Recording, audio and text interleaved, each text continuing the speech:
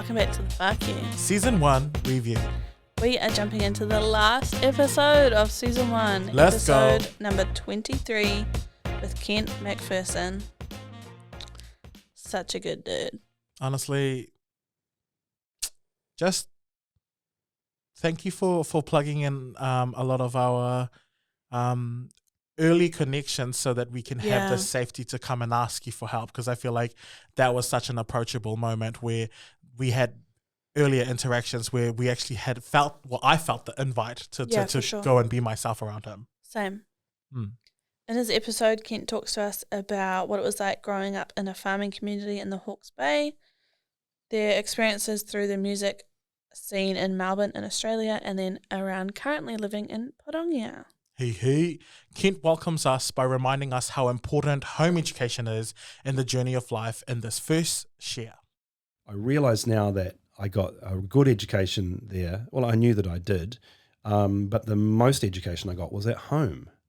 You know, I got taught manners, and I got both my parents are really into art. You know, like fine art, painting and sculpture and that kind of stuff. And we used to go often to galleries and look at work. Kent then plugs a relevant quote that embraces difference in this whakaaro. I'm going to buy you a Nirvana t-shirt because that is cool. Mm.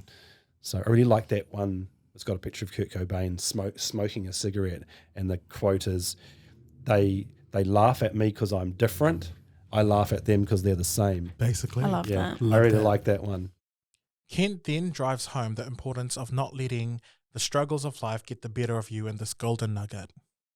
It shifts in time and the decisions that were made and things that kind of clung onto you that you didn't want to, but they did, you know, that kind of stuff. That the whole kind of, the gathering moss thing, the stuff that that gathered on you that you what a beautiful concept. Either wanted or didn't want. What is the tohu or koha that's landing for you right now?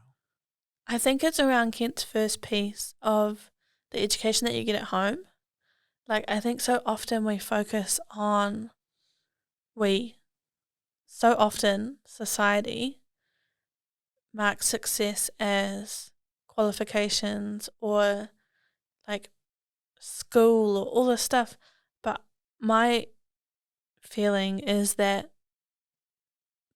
the skills that have served me most in my life are the skills that I learnt at home. How to share with my siblings, how to clean up after yourself, just really simple stuff.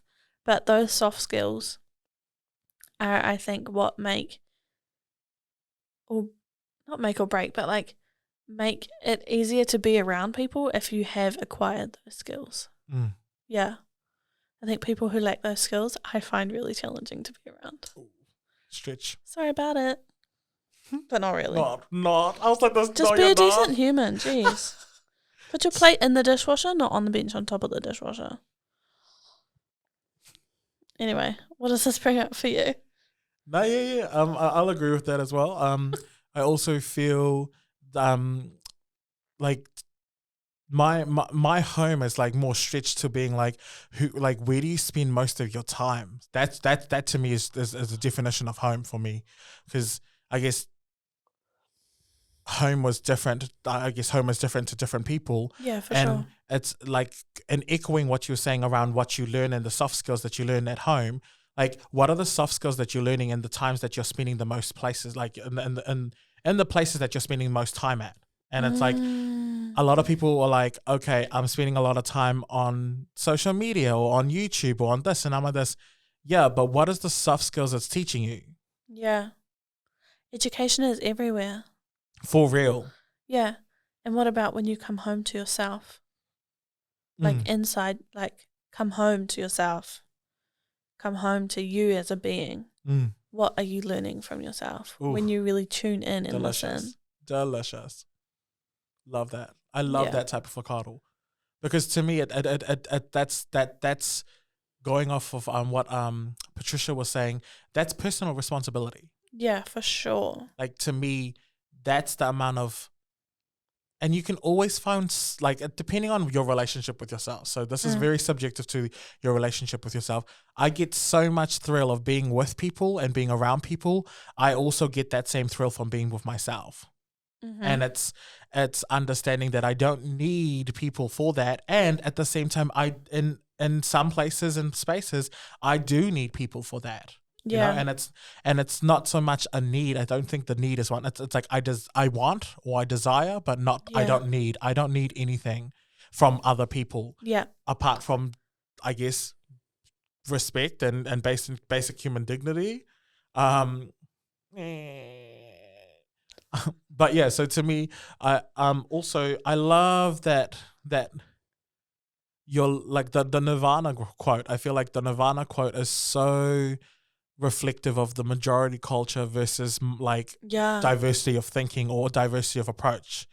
And it's like the majority culture, from my experience, is like it's just basically the majority culture is anybody who's trying to like marginalize a group, an approach or a thinking. So to me, leaving the dishes would be so inappropriate, and I guess in your spaces and places. If I went to go and try and wash the dishes in my spaces and places, I'd be told to get the fuck out of the kitchen.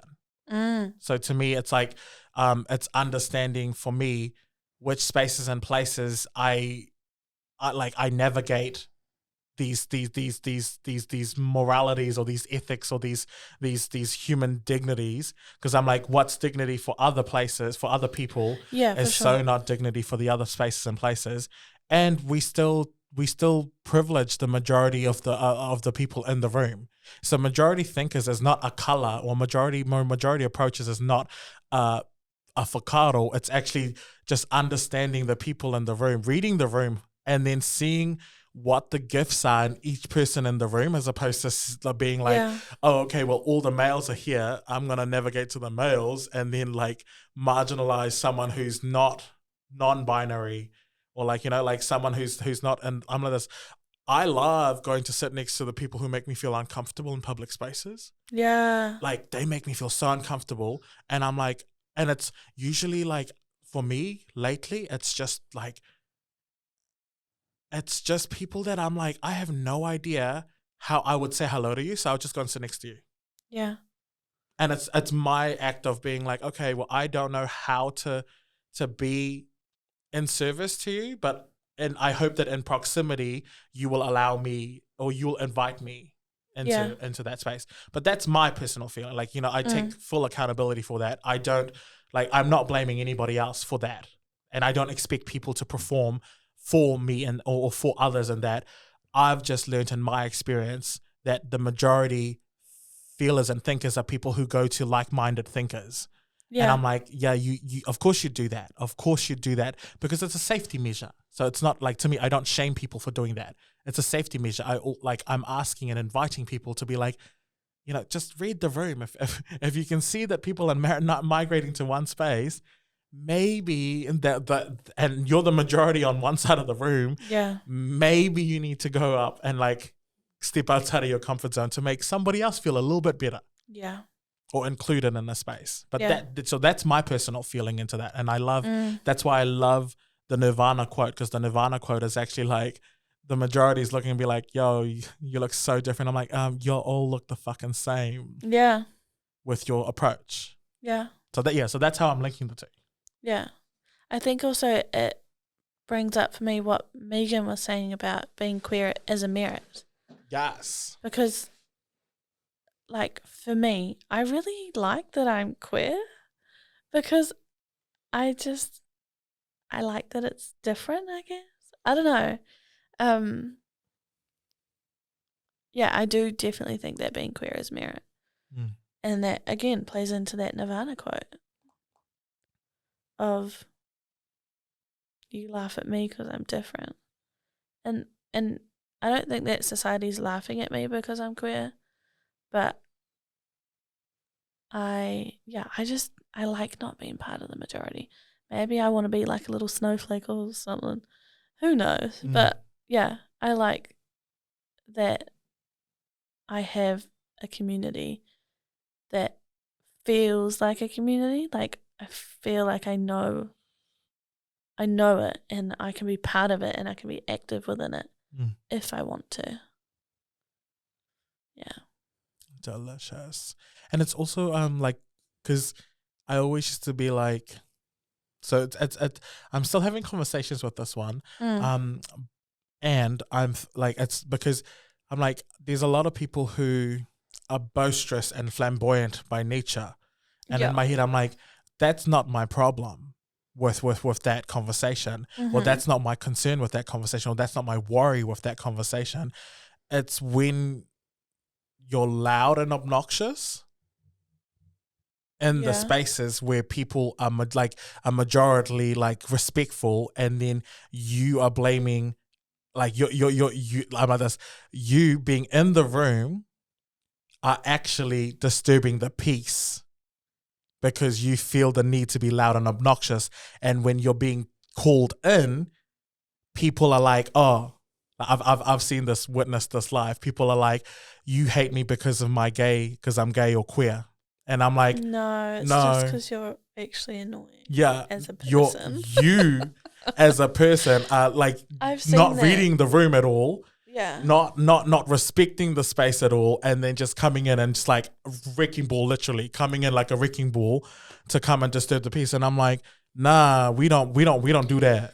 I think there's a space and place and time to disturb the Delicious. peace. Agree. Echo. And I also think that example can be used in lots of other contexts as well. And reverse as well. Yeah, for sure. Yeah. Love that. I don't think it's just a queer thing. Oh, one. Or like just like a flamboyant Thank you. queer thing. Thank you. I think we can see that throughout society in lots of different spaces and places. Yeah. But it's the reaction to the calling in that I look out for. And the calling in. Yeah. I look for the calling in as well, because 100%, a lot of the time it's a beautiful ahua. Like there's a beautiful ahua that's calling in. Yeah. And I'm like, yes. Yeah. Because to me, I'm like, my first reaction, get the fuck, get your shit together, G. Yeah. And then my second reaction is, okay, well, can somebody else go? Yeah. I don't want to do it. But I'm so glad, because that's an involving conversation. Because in my head, I'm like this. Actually, how do we hold space for someone who's like that? And I mean someone, not some gender or some identity, which I'm really thankful that you weaved in, because you are right there. Yeah. And it's like the balancing act of being like, actually, if you don't know the space that you're coming into, you need to claim that ignorance. Yeah. And at the same time, it's like, if you're coming into like a space where obviously there's tikanga, most likely you need to just, well, I feel like the word isn't assimilate, the word is understanding. Like, it's just understanding the bigger complexities. Obviously, there's so many other nuances, so I'm not going to cater to any of them. To all of them, sorry. But I feel like right now we've done the most justice we can with Kent. Yeah. So much more to listen to if you're wanting to hear how he actually explores his white privilege. And such a good nugget, man. Delicious. So good. Please check out the full episode. And yes, thank you so much. Yeah, I just want to uplift Kent, because when we decided that we wanted to start a podcast, Kent was the first person that was like, yeah, I'll help. And it was legit all of 20 minutes showing me how to use the equipment at the music department. October 2020? October 2020. Yes, math. I know. Math and me are not friends. Math destruction. Yeah, but that 20 minutes that Kent spent with me to do that has been of service to us, both of us, you and I, Marcel, throughout this podcast. And then for us to then be able to build off that. And I've developed my skill in this space because of Kent investing that time into me. And that has meant that we can now have this kind of setup all from that 20 minutes. Like, it just blows my mind not the repercussions, like the ongoing ripple effect of that. Mm. And then by him investing into us, we can invest time into this, which then goes out into community. So, like, legit, fuck you probably wouldn't be a thing without Kent. For real. So, thank you. And thanks for all the dad hugs too. I miss that. I could use one, please. Yeah. But yeah, thank you, Kent, honestly. Like, genuinely. You're the real MVP. Oh, let's go. Let's go. The fuck you. Fuck you. Fuck you. Fuck you. The fuck you. Fuck you. 4 a.m. Fuck you. Ka kite whānau. Ka kite.